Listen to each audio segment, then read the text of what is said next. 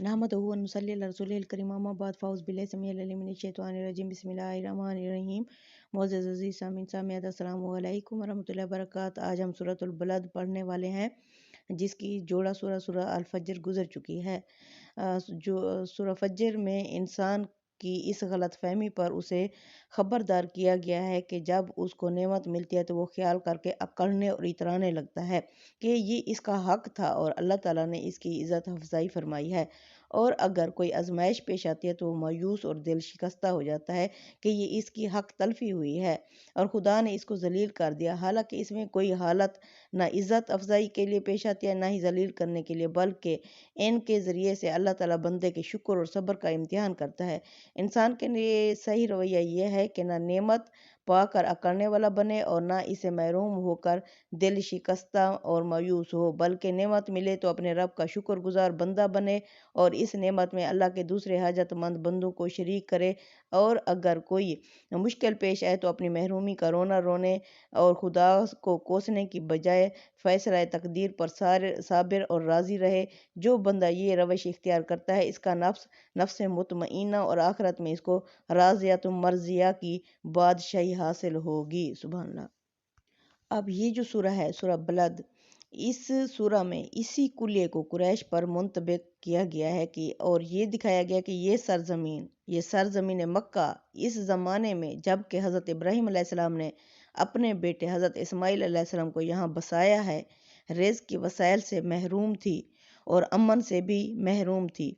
लेकिन हज़रत इब्राहीम अलैहिस्सलाम ने हज़रत इस्माईल अलैहिस्सलाम और उनकी औलाद के लिए रिज़्क़ और अमन की जो दुआ फरमाई, इसकी बरकत से यहाँ रिज़्क़ की भी फरावानी हो गई और अमन के एतबार से भी इस इलाके का ये हाल हुआ कि यहाँ किसी इंसान तो क्या दरकिनार किसी जानवर को भी दुख पहुँचाना गुनाह कबीरा ठहरा। इसी अमन और रिज़्क़ का ये फ़ैज़ है कि औलाद इस्माईल यहाँ खूब फली और फूली। इस पूरे मुल्क पर इनकी सियादत और क़यादत इनको हासिल हुई, लेकिन ये नेमतें पाकर अपनी पिछली तारीख़ पे ये लोग भूल बैठे। अब ये इस ज़ुल्म में मुब्तला हैं कि ये कुरैश के लोग, जो कुछ इनको हासिल है इनका पैदाइशी हक़ है, खुदा की राह में खर्च करना इनके दिलों पर बहुत ही नागवार गुजरता है। इनकी आंखें इबरत निगाही से महरूम, ज़बानें हक़ और सब्र और नेकी और एहसान के ज़िक्र से गूंगी हो चुकी हैं। अब इनका हाल इनकी अपनी इयाशियों और फजूल खर्चियों के लिए है। इनका माल कोई नहीं जो यतीमों और मस्कीनों की खिदमत की राह में कोई कुर्बानी पेश करने और आखिरत की अबदी फैज़ और मरामी हासिल करने का हौसला करे, बल्कि सब ने जहन्नम की राह इख्तियार कर ली है। ये सूरतें चूँकि बिल्कुल इब्तदाई दौर की हैं, इस वजह से इनमें खिताब बिल अमूम या अय्युहल इंसानो ही से अल्लाह ताला ने मुखातिब किया है। तो चलते हैं सूरतुल बलद की तरफ। बलद क्या है? यानी ये शहर है। ये शहर कौन सा शहर है? मक्का। अब इसकी तफसील अल्लाह बता रहे हैं। बिस्मिल्लाह, अल्लाह के नाम से ही रहमान रहीम, जो सरासर रहमत है, जिसकी शफकत अब्दी यानी हमेशा रहने वाली है। ला उक्सिमु, नहीं यानी ये इस तरह से नहीं था। कौन? ये शहर है मक्का। ला उक्सिमु, नहीं मैं गवाही के तौर पर पेश करता हूँ, बिहाज़ल बलद, इस शहर मक्का को, यानी ये हमेशा ऐसा नहीं था। व अंता हिल्लम बिहाज़ल बलद, और मोहम्मद सल्लल्लाहु अलैहि वसल्लम आप तो मुकीम हो, रहते हो इस शहर मक्का में। व वालिदिम वमा वलद, गवाह है बाप यानी हज़रत इब्राहीम अलैहिस्सलाम और गवाह है उसका बेटा यानी हज़रत इस्माईल अलैहिस्सलाम के हमने लक़द खलक़नल इंसाना फ़ी कबद, के हमने इंसान को यहाँ पैदा किया तो उस वक्त वो यकीनन बड़ी मुशक्क़त में था। यानी अल्लाह ने इस सूरह को ला से शुरू किया है। ला एक पूरी बात की तरदीद के लिए आया है। मतलब ये है कि ये लोग इसी मालो मनाल जाहो हशमत के साथ इस वादी गैर ज़ी ज़रा में नहीं आए थे जो आज इन्हें हासिल हो गया है। सैयदना इब्राहीम अलैहिस्सलाम ने जब अपने बेटे हज़रत इस्माईल अलैहिस्सलाम को यहाँ आबाद किया तो ये एक बिल्कुल बंजर, बेआबो गया, अमन और सलामती से महरूम इलाका था, जिस फराखी रिज़्क़ और रिफ़ायत और खुशहाली के साथ आज ये रह रहे हैं, ये हमेशा से नहीं थी। ये इसी घर के तुफ़ैल इन्हें हासिल हुई, लेकिन ये ऐसे बरखुद गलत लोग हैं कि अब इसे अपना हक समझ रहे हैं जो सरदारी इन्हें मिली हुई है। یعنی اللہ فرماتے ہیں وَأَنْتَ حِلًّا بِهَذَا الْبَلَدِ، محمد صلی اللہ علیہ وسلم آپ تو اس شہر میں رہتے ہو، یعنی یہ کسی دور دراز علاقے کی شہادت نہیں ہے بلکہ تمہارے اپنے ہی شہر کی حکایت ہے جس سے تم اچھی طرح واقف ہو۔ اس کی تاریخ تمہاری اپنی تاریخ ہے، یہ تمہارے لیے کوئی اجنبی یا نئی بات نہیں ہے۔ اب اللہ فرماتے گواہی کے طور پر پیش کرتا ہوں، یعنی حضرت ابراہیم علیہ السلام اور ان کی اولاد یعنی حضرت اسماعیل علیہ السلام اس بات کے گواہ ہیں۔ یعنی اللہ فرماتے ہیں یقیناً جب انسان کو یہاں پیدا کیا تو اس وقت وہ بڑی مشکل میں تھا۔ یہ اس زمانے کی طرف اشارہ ہے جب حضرت اسماعیل علیہ السلام اور ان کی اولاد اس بنجر اور بے آب و گیا علاقے میں آباد ہوئی۔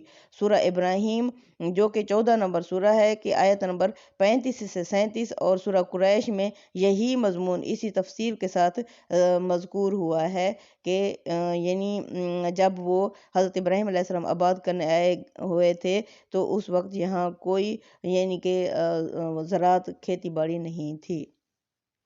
اللہ فرماتے ہیں آیت نمبر 5 میں سبو کیا سمجھتا ہے الن یقدر علیہ احد کہ اس پر اب کوئی کسی کا زور نہیں چل سکتا، کوئی اس پر قابو نہیں پا سکتا، یعنی یہ اب نعمتوں میں جو ہے تو کیا سمجھتا ہے اس پر کسی کا زور نہیں۔ یقولو اہلکت مالا لبدا، اس سے کہا جاتا ہے کہ خرچ کرو تو کہتا ہے کہ میں نے تو ڈھیروں مال اڑا دیا۔ سب علم یراہ احد، وہ کیا سمجھتا ہے کہ اس کو کوئی بھی نہیں دیکھ رہا۔ یعنی اللہ کی راہ میں جب اسے کہا جاتا ہے کہ خرچ کرو، انفاق کی ترغیب دینے والوں کو چپ کرانے کے لیے کہتا ہے کہ آخر کہاں تک خرچ کروں، اس سے پہلے ڈھیروں مال اسی طرح کے مصارف میں اڑا چکا ہوں۔ اللہ فرماتے ہیں وہ کیا سمجھتا ہے کہ اس کو یعنی کوئی نہیں دیکھ رہا۔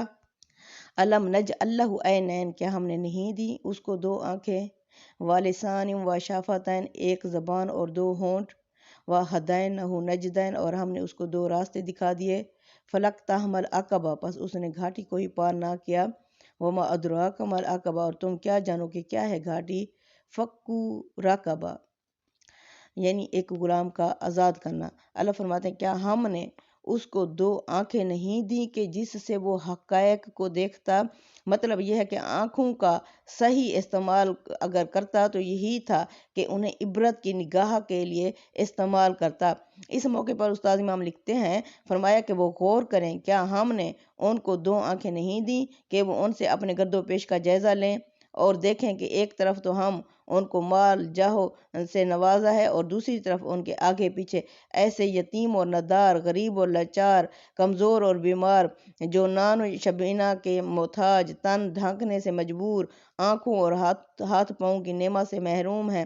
ہم نے آنکھیں دے کر ان کو یہ منظر اس لیے دکھایا کہ وہ اس سے عبرت حاصل کریں اور اپنے رب کے شکر گزار بنیں کہ اس نے محض اپنے فضل سے ان کو اس طرح کی کسی آزمائش سے محفوظ رکھا، پھر اس شکر گزاری کا حق یوں ادا کریں کہ پوری فیاضی سے ان ضرورت مندوں پر اپنا مال صرف کریں جو ان کے رب نے اس طرح کے لوگوں کے حق کی حیثیت سے ان کی تحویل میں دیا ہے۔ اللہ اکبر۔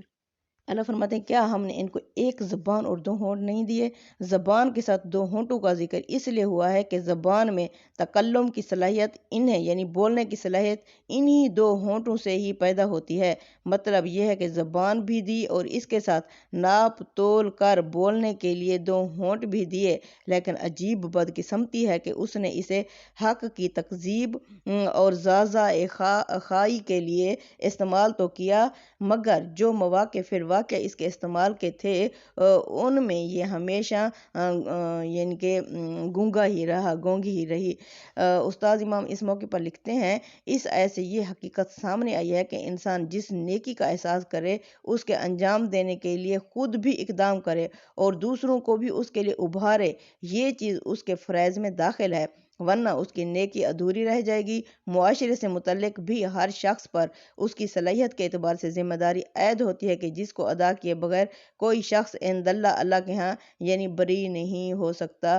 اللہ فرماتے ہیں اگر وہ خود نہیں کھلا سکتا تو دوسروں کو ابھار سکتا ہے، بالفرض اگر وہ خود کر رہا ہے تو دوسروں کو بھی تلقین کرے، یہ اس کے فرائض میں شامل ہے۔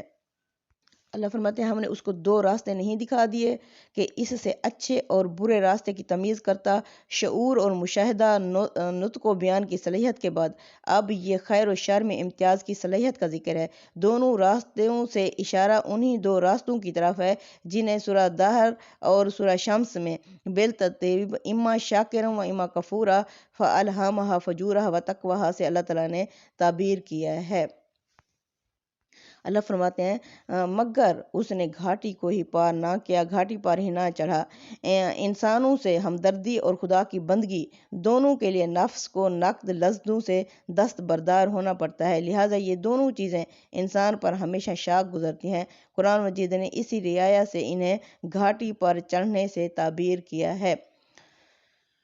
یعنی اللہ فرماتے ہیں تم کیا جانو کہ یہ گھاٹی کیا ہے؟ اب اللہ فرماتے ہیں اس نے گھاٹی کو ہی پار نہ کیا۔ گھاٹی میں سب سے پہلے کیا تھا؟ فکو رقبہ یعنی ایک غلام کا آزاد کرنا، او اطعامن یا کھانا کھلانا، فی یومن فی میں یعنی ہر روز میں بھی ہو سکتا ہے، فی یومن ہر روز، ذی مسغبہ کسی فاقہ زدہ کو، یتیمن ذا مقربہ یتیم جو قریبی رشتہ دار ہو، او مسکینن ذا متربہ یا مسکین جو مٹی میں پڑا ہوا ہو، سما کانا من الذین آمنوا پھر وہ ہو ان لوگوں میں سے آمنو جو ایمان لائے، وتواصوا بالصبر وتواصوا بالمرحمہ جو وصیت کرتے رہے صبر کی اور جو وصیت کرتے رہے رحم کی۔ یعنی یہی کہ گردن چھڑائی جائے یا بھوک کے دن کسی قرابت مند یتیم یا کسی خاک آلود مسکین کو کھانا کھلایا جائے۔ پھر آدمی ان میں سے ہو جو ایمان لائے اور جنہوں نے ایک دوسرے کو اس بات پر ثابت قدمی کی نصیحت کی اور دوسروں سے بھی ہمدردی کی نصیحت کی، یہی خوش بخت ہیں، یہ بہشت میں ہوں گے۔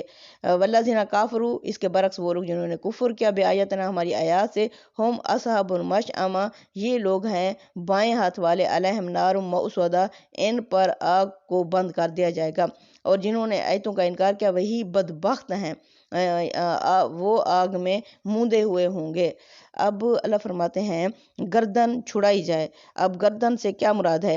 یعنی غلام آزاد کیے جائیں۔ قرآن نے یہاں اسے خیر کے کاموں میں سب سے پہلے لسٹ پر رکھا ہے۔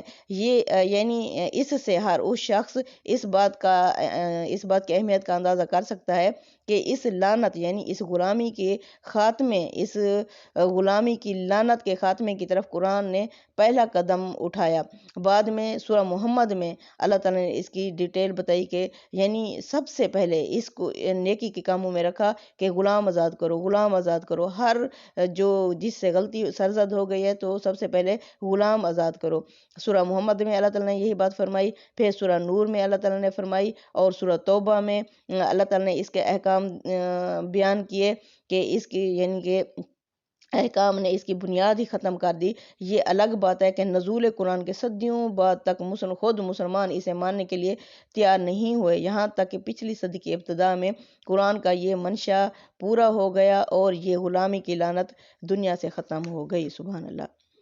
اب اللہ فرماتے ہیں پھر اس کے بعد اللہ یعنی فاقہ زدہ کو کھانا کھلانا۔ کھانا ظاہر ہے ان کی ضروریات میں سے ایک بنیادی جز ہے، بنیادی چیز ہے، تاہم اس سے مقصود محض کھانا نہیں ہے بلکہ تمام ان کی ضروریات جنہیں پورا کرنا چاہیے ان کے ساتھ فی یومن ذی مسغبہ بھوک کے دن کی قید کی اپیل کو مؤثر بنانے کے لیے ہے۔ یتیم اور مسکین کے ساتھ ذا مقربہ قرابت مند، ذا متربہ خاک آلود کی صفات بھی اسی مقصد کے لیے آئی ہیں، یعنی یہ مخصوص چیز ان کو پہلے پورا کرو، باقی ان کی ساری ضروریات کا بھی خیال رکھو۔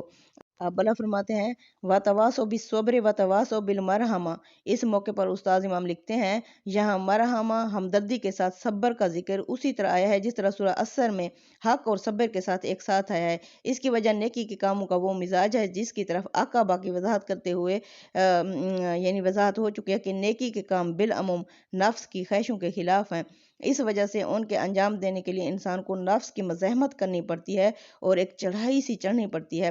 یہ چڑھائی وہی لوگ چڑھ سکتے ہیں جن کے اندر صبر کی خصلت مستحکم ہو۔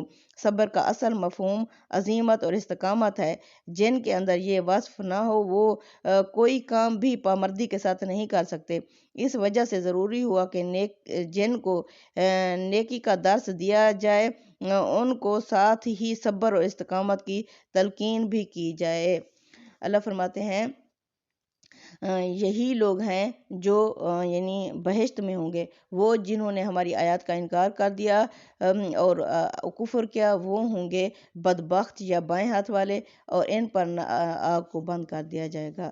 صدق اللہ العظیم۔ تقبل منا انک انت السمیع العلیم وتب علینا انک انت التواب الرحیم۔ آمین یا رب العالمین۔